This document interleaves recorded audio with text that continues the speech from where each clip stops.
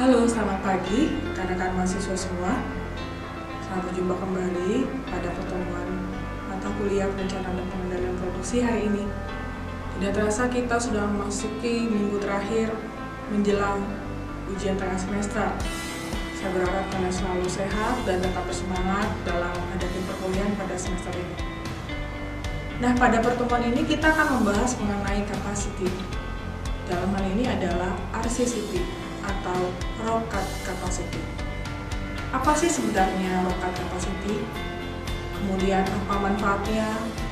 Lanjutnya adalah bagaimana studi kasusnya di tempat produksi sebelum kita melakukan yang namanya material requirement planning. Ayo kita mulai perkuliahan kita hari ini.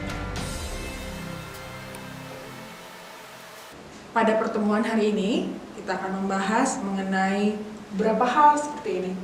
Definisi dari RCCP dan kegunaannya, langkah-langkah RCCP, kemudian metode dalam RCCP. Masih ingat kalian mengenai hierarki ini? Hierarki ini adalah activity planning, di mana di sini ada beberapa proses yang harus kita lewati, yaitu production planning, agregat disagregat, kemudian master production schedule, material requirements planning, dan shop floor schedule. Nah, itu berhubungan dengan production planning. Bagaimana kita ingin mengetahui capacity, kemampuan suatu sistem untuk menghasilkan sesuatu dalam jumlah tertentu pada waktu yang tertentu. Yang diperlukan dalam capacity planning adalah resource requirements planning, kemudian raw cut capacity, capacity requirements planning, dan input atau output control.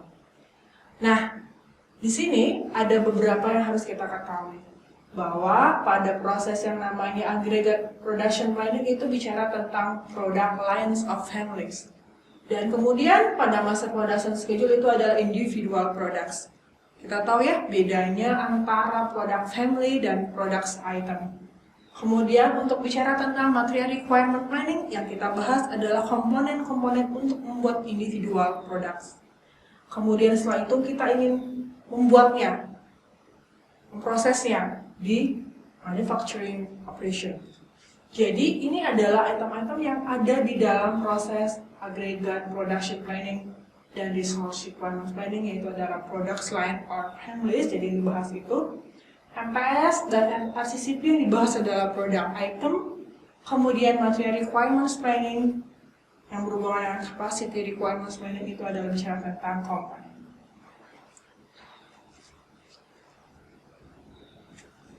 Nah, apa sih sebenarnya RCCP?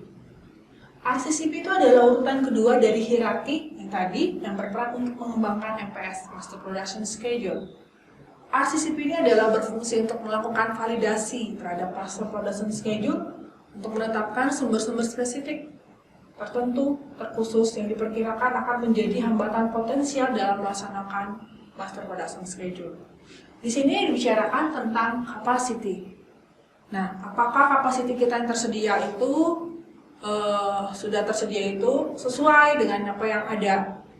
Jadi kita akan menganalisa kalau misalnya tidak sesuai atau di bawah dari kondisi yang ada, kita akan menentukan sebenarnya sumber-sumber apa sih yang menjadi penghambat dari turunnya atau rendahnya standar yang sudah ada.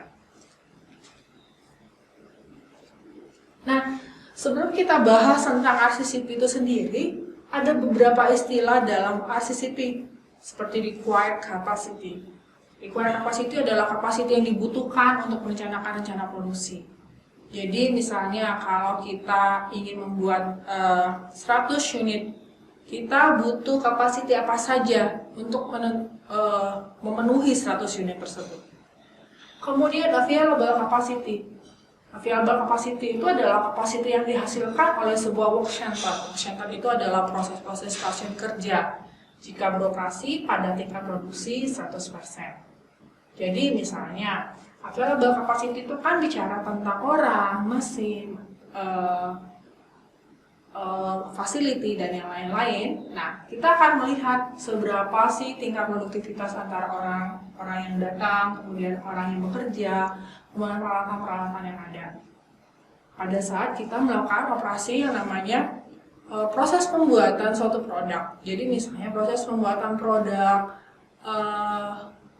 pena ini misalnya ada dibagi menjadi beberapa proses. Misalnya membaginya berdasarkan bagian-bagian belakang tubuhnya si pena ini, dari depan, tengah, dan belakang. Jadi kita akan tahu capacity membuat bagian depannya, capacity membuat bagian tengahnya, dan capacity membuat bagian belakangnya. Tapi di RCCP itu bicaranya tentang dalam satu produk ini, bukan per item-itemnya. Nah itu. Istilah lain adalah demonstrate capacity. Demonstrate capacity itu adalah informasi capacity masa lalu yang bertujuan untuk memungkinkan kita untuk melakukan planned capacity. Jadi demonstrasi capacity itu adalah berkaitan dengan capacity di masa lalu yang berhubungan dengan sumber daya atau sumber-sumber utama di masing-masing work center. Jadi work center adalah stasiun-stasiun kerja yang dihitung dari performa aktual outputnya. Kemudian planned capacity. Planned capacity adalah penyesuaian dari capacity demonstrasi yang diperlukan untuk mengantisipasi kapasitas di masa yang akan datang. Yang selanjutnya adalah maksimum capacity, di mana maksimum capacity ini adalah tingkat kapasitas tertinggi di mana sistem produksinya dapat beroperasi tanpa adanya tambahan modal. Jadi ketika kita bicara tentang capacity, ada capacity optimal dan capacity maksimal. Nah, capacity maksimal inilah yang sering dipakai oleh perusahaan-perusahaan untuk mencapai output atau untuk memenuhi demand dari konsumen kita. Nah, dengan melakukan RCCP diharapkan kita bisa mengendalikan yang namanya Master Production Schedule. Lalu bagaimana langkah-langkah yang ada dalam RCCP? Di sini saya lampirkan langkah-langkah dari RCCP adalah informasi production planning dari Master Production Schedule. Pada pertemuan sebelumnya kita sudah memahami bagaimana cara menghitung Master Production Schedule dari setiap periode minggu ke minggu dengan menggunakan data produk item. Kemudian yang kedua adalah informasi struktur produk dan lead time. Informasi struktur produk ini adalah informasi yang terkait dengan bill of material. Jadi ketika kita bicara tentang capacity planning, kita mewajibkan untuk tahu struktur dari produk kita. Contohnya seperti ini. Ini ada spidol. Spidol ini kita harus tahu bagaimana strukturnya untuk membuat. Level 0 adalah produk utamanya, yaitu spidol. Misalnya, kemudian yang kedua adalah bagian depan, bagian tengah, dan bagian belakang. Kemudian bagian depan ini terdiri dari apa saja, kemudian dari bagian tengah terdiri dari apa saja, dan bagian belakang terdiri dari apa saja. Kemudian kita harus tahu berapa lead time-nya, waktu yang kita akan tempuh untuk memproduksi satu produk ini. Kemudian setelah itu kita harus menentukan bill of resources dengan melakukan perhitungan waktu assembly rata-rata untuk setiap produk. Nah, jadi setiap produk ini kita harus tahu berapa lama waktu produksinya dengan melihat waktu standar atau waktu normal dan waktu baku yang diperlukan untuk membuat produk seperti ini. Jadi misalnya ketika kita membuat produk ini 1 menit, produk kedua 1,5 menit, produk 3 1,25 menit. Jadi kita rata-ratakan berapa lama waktu produksi untuk membuat ini. Kemudian kita lakukan menghitung kebutuhan sumber daya spesifik.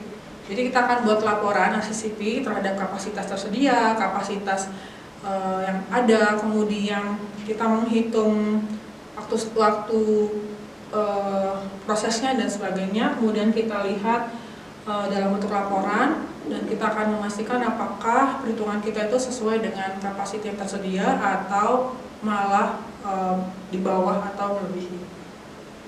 Nah, ini adalah informasi-informasi penting yang kita butuhkan ketika kita bicara tentang RCCP.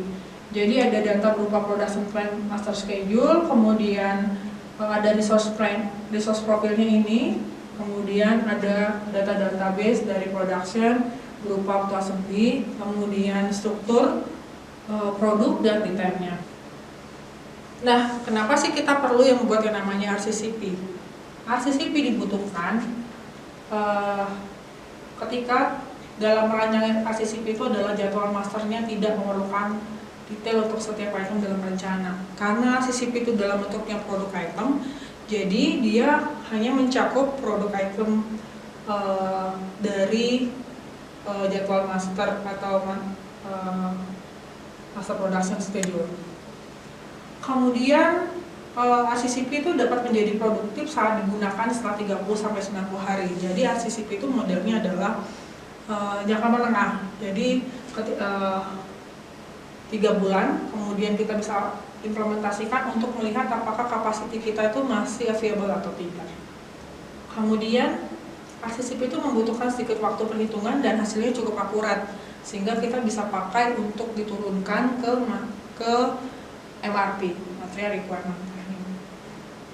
Kemudian RCCP itu memungkinkan untuk melakukan simulasi ketika ada perubahan permintaan, ketika ada perubahan demand. Nah, kita akan bisa menggeser dalam bentuk simulasi untuk memastikan apabila ada terjadi permintaan yang banyak, kita akan melihatnya dalam bentuk simulasi. Kemudian RCCP juga mengizinkan pembuat jadwal kita, scheduler, untuk menguji master production schedule kita dibuat sebelum mencobanya kemudian dan membuat detail terkait dengan MRP dan CRP. Jadi ini adalah sebagai inputan untuk Material Requirement Planning dan Capacity Requirement Planning. Nah, beberapa metode yang ada di RCCP ada 3. Pertama adalah pendekatan total factor, yaitu Capacity Planning Using Overall Factor atau STIPOV. Kemudian pendekatan dengan daftar tenaga kerja atau Bill of Labor Approach di BOLA. Kemudian yang terakhir adalah pendekatan profil sumber daya, yaitu Resource Profile Approach. Nah, yang akan kita bahas pada mata kuliah ini hanya pada STIPOV, yaitu pendekatan total factor. Untuk materi yang BOLA dan Resource Profile Approach Anda bisa cari sendiri di media-media yang lain. Nah, sama seperti halnya tadi langkah-langkah kita dalam membuat capacity roadmap planning, kita juga mempunyai langkah-langkah di mana dia memberikan inputan beberapa item seperti master production schedule. Jadi berapa banyak unit yang dibutuhkan dalam setiap periode. Misalnya kita pecah dalam bentuk mingguan. Nah, itu ada informasi yang kita perlukan dari master production schedule. Kemudian waktu total yang dibutuhkan untuk memproduksi suatu produk. Jadi saya bilang tadi, berapa sih lamanya kita memproduksi satu unit dari si tenan ini. Kemudian proporsi waktu penggunaan sumber. Jadi kita menggunakan tenaga kerja atau sumber-sumber lain, itu berapa lama kita gunakan, yang misalnya mesin, orang, dan fasilitas lainnya. Kemudian nanti dengan menggunakan si FOB ini kita mengkalikan waktu total tadi tiap family atau yang diperoleh dari si MPS, kemudian terhadap waktu total pada saat produksi MPS. Kemudian total waktu ini kemudian dibagi menjadi waktu penggunaan masing-masing sumber dengan mengkalikan total waktu terhadap proporsi penggunaan sumber. Ini saya berikan contoh studi kasus penggunaan metode CIPOV pada RCCP dengan data produk XYZ. Tapi kita lebih fokus pada produk X.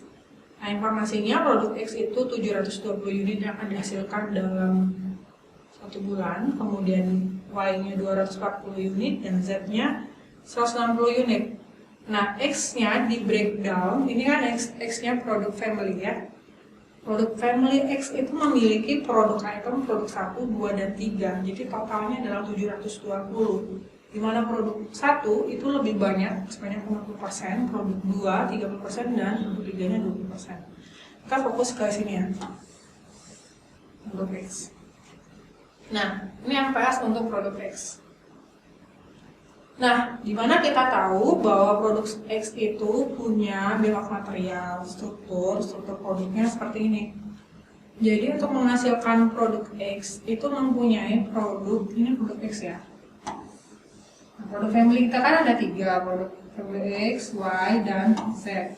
Produk Produk X sendiri punya produk item yaitu assembly 1, 2, dan 3. Produk assembly 1, 2, dan 3 itu memiliki struktur yang sama, A, B, kemudian C, D, E, F.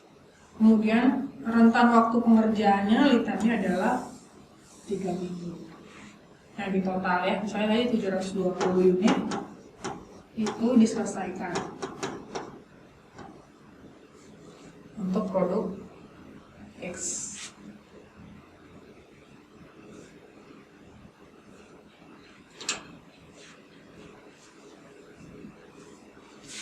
Langkah kedua, langkah selanjutnya adalah untuk menentukan bill of resources. Bill of resources itu dihitung melalui waktu assembly rata-rata untuk setiap produk dalam produknya, produk itemnya. Nah, tadi kita sudah menjelaskan bahwa produk X itu terdiri dari produk 1, 2, dan 3. Nah, di sini mendapat informasi bahwa produk 1 untuk menghasilkan produk 1 itu dibutuhkan waktu sebanyak 0,342 per unit. Produk 2 itu dibutuhkan sebanyak 0,294 per unit dan produk 3 itu dibutuhkan 0,21 per unit. Nah, karena setiap minggunya sudah kita breakdown dengan menghasilkan produk X itu sebanyak 720, maka kita kan sudah breakdown. Breakdownnya seperti ini. Maka kita akan mengalihkan waktu standar yang sudah diberikan oleh tim proses dengan mengalihkannya terhadap masing-masing jumlah unit yang diperlukan setiap periodenya. Jadi 0,342 dikali dengan 180 dan 180 yaitu selanjutnya, kemudian 0,294 dikali dengan 22 itu menghasilkan berapa, kemudian untuk produk ketiga 144 buah, kemudian dikali dengan waktu yang dibutuhkan. Nah, setelah kita kalikan, akhirnya muncul yang namanya jam standar mesin. Nah, kita juga harus tahu bahwa berapa sih efisiensi yang ada dalam sistem ini, dalam proses produk X ini sendiri. Diketahui bahwa tingkat efisiensi dalam kondisi aktual adalah 0,95 dan kapasitas yang tersedia itu adalah 58,25. Jadi ini adalah informasi yang diberikan. Nah, sehingga kita bisa mengetahui bahwa kebutuhan aktualnya adalah 64,8 jam. Kemudian dia butuh kebutuhan aktual lagi untuk minggu ke-21 sama dan minggu ke-20. Kemudian di total adalah waktu yang dibutuhkan adalah 228,28. Nah, sementara kapasitas yang tersedia sudah diinformasikan, berapa sih kekurangan atau kelebihan kapasitasnya? Jadi kekurangan dan kelebihan kapasitasnya adalah 64,8 dikurang dengan 58,25, hasilnya minus 6,55. Nah, ini adalah perhitungan untuk kebutuhan data sumber daya spesifik. Sumber daya spesifik ini adalah dia menghitungnya berdasarkan jadwal waktu standar mesin atau dalam memproduksi satu produk. Nah, selanjutnya kita ingin melihat profil dari kapasitas kita dengan melihat bahwa kita akan membandingkan antara kapasitas yang dibutuhkan dengan kapasitas yang tersedia. Kapasitas yang tersedia itu kan tadi 58,28. Kemudian tadi kapasitas yang dibutuhkan itu adalah 64,8. Kemudian 64,8 juga untuk minggu ke-21, minggu ke-25 55,71 dan 42,297 untuk minggu ke-23.